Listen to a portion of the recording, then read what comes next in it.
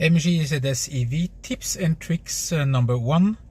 The first tips is if you wanna see how the range of the car, you have to go and push up the battery handle, and you see that it appears a couple of seconds, and some people think that you have to press it each time to see the battery range.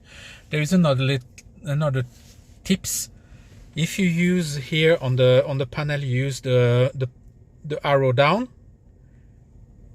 If I press it down, you see that the battery range stays on the car.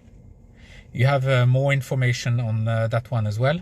If you press it again, you have all the electric information on the current journey, or the trip 1 and trip 2. You have as well the battery status. You have as well the tire status. Sometimes it's a little bit off. You can see that on the bottom right it's a little bit off, but it's a learning process. I know there is a 2.5 bar in those because I checked it over the last week every time.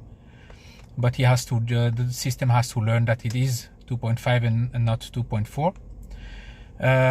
The current energy flow, that shows you how the energy goes when you're driving, and the speed. So all with the same button.